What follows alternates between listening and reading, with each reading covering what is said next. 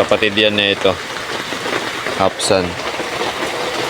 Pang port batch. Mga ganito yan, oh. Ayan, oh, ganyan.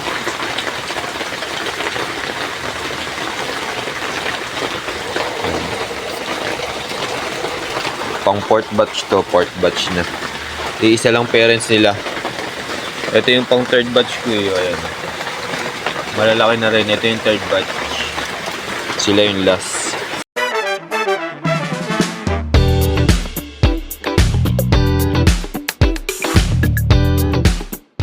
Yun oh, good morning guys. So eto, morning feeding tayo ng mga fry natin.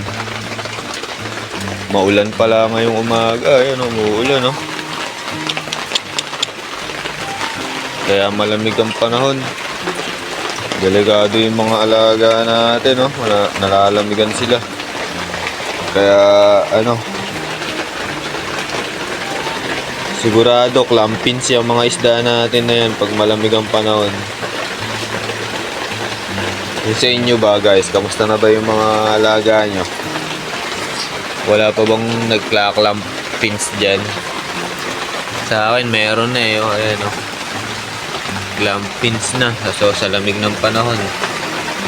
Pero okay lang yan. Ito, papakainin ko muna itong ano natin, port batch ng ano natin to, Hapsan port batch. Ganito yung mga yan oh, paglaki. Yan, ganito yan paglaki. Kapatid yan na ito, Hapsan pang port batch. Mga ganito yan oh, yan oh, ganyan.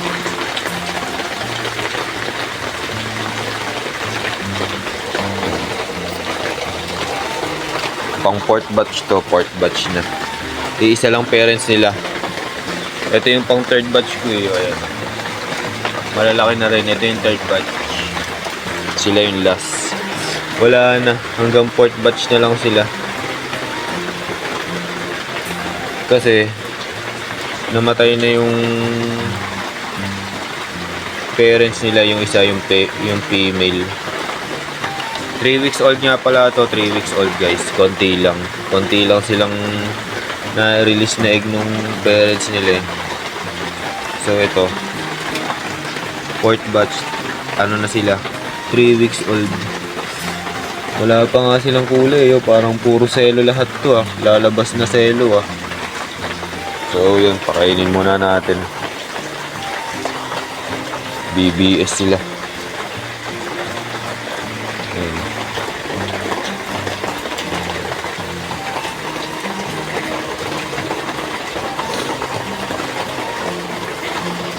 Ang dami kong nakikitang post sa Facebook ngayon. Ang daming namamatayan ng mga isda. Nagtataka sila kung ba't namamatay. Malinis naman daw yung tubig nila, kakapalit lang nila. Wala namang problema. Isipin nyo guys, baka sa panahon yun malamig.